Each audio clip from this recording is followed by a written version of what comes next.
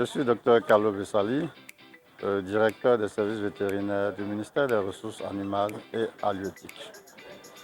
Alors, au niveau du ministère des Ressources animales et halieutiques, notre collaboration ou notre action en matière de la mise en œuvre de la poste Une Seule Santé se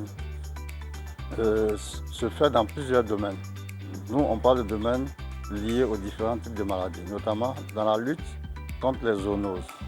Quand vous prenez une maladie comme la rage, lorsque nous avons un cas animal de rage dans une zone et que cet animal-là a mordu des personnes, tout de suite, nous signalons le cas au niveau de l'Institut d'hygiène publique.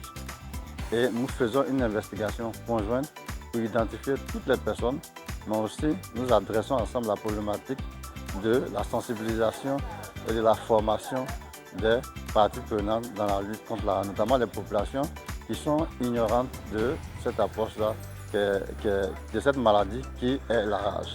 Et donc, depuis la prévention, la riposte et même la préparation des plans de lutte, nous le faisons avec les autres parties prenantes, notamment l'Institut d'hygiène publique qui est en charge de la prise en charge des victimes de rage, l'Institut Pasteur qui est en charge de la détection des cas humains, le LANADA qui est de l'agriculture qui est en charge de la détection des cas animaux de rage et aussi les collectivités qui sont en charge de la population canine. Donc vous voyez que pour gérer un cas de rage, pour riposter face à un cas de rage, nous sommes obligés d'impliquer toutes les parties prenantes. Et nous avons aussi milité pour la mise en place des comités locaux de lutte contre la rage et qui nous permettent d'avoir beaucoup plus de cas à rapporter. C'est le cas de Boaké qui donnait un seul cas de rage par an depuis que la surveillance est mise en place. Mais depuis que nous avons mis en place le comité, nous sommes passés de 1 cas confirmé de rage humaine, de rage animale plutôt, à 8 cas de rage animale en moyenne par an à Boaké.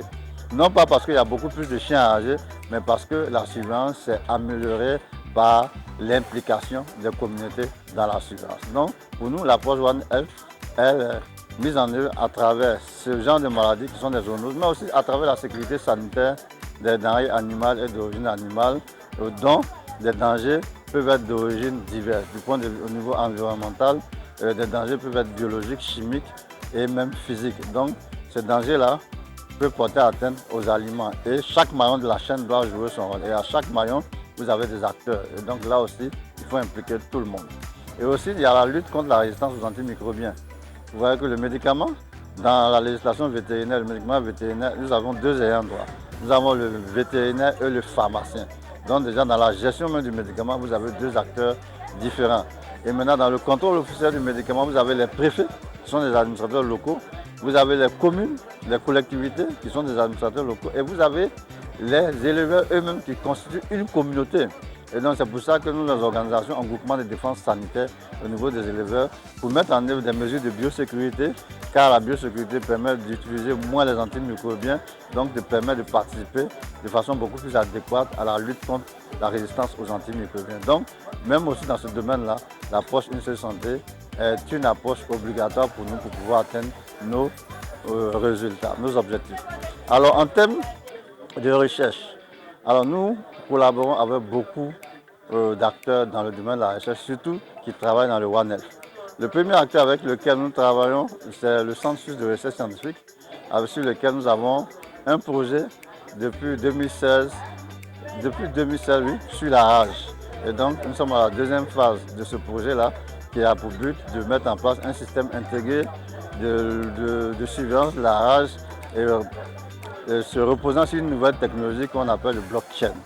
Donc ça, c'est un élément de la recherche. Il y a aussi le groupe, le consortium Afrique One Aspire, qui nous a permis de renforcer les capacités de plusieurs de nos acteurs dans le domaine de l'approche Une Seule Santé, qui est aussi un partenaire clé pour nous dans la mise en œuvre. Alors pour terminer, j'aimerais aussi profiter de l'occasion que vous nous offrez pour déjà lancer un appel sur la rage. Aujourd'hui, la rage est négligée, est méconnue, mais la rage continue de tuer en silence. Et raison pour laquelle chaque année, nous célébrons cette journée mondiale de lutte contre la rage en Côte d'Ivoire qui se fait dans le cadre de l'approche Une Seule Santé, mais aussi qui nous permet d'informer toutes les populations pour qu'ensemble nous nous engagions réellement dans la lutte contre la rage. Parce que la rage, selon la dernière étude qui a été faite aussi bien par l'Alliance mondiale de lutte contre la rage que par le consortium INHP, DSV, Centre suisse de recherche scientifique Afrique One, la rage, c'est environ 500 personnes qui meurent chaque année des rages dans notre pays et la plupart sont des enfants de moins de 14 ans. Et donc pour ça, alors que la maladie est évitable à 100% par la vaccination chez les animaux, mais aussi par la prophylaxie post-exposition des personnes victimes de morsures. Malheureusement, la maladie continue de faire des victimes, alors nous devons tous nous engager parce qu'un seul acte suffit pour éliminer la rage de la Côte d'Ivoire, c'est-à-dire la vaccination de 70% de la population canine et nous ne parlerons plus de rage en Côte d'Ivoire. Donc le dernier pas, c'est l'engagement réel de toute la population et de tous les décideurs pour que nous puissions bouter la rage de notre pays.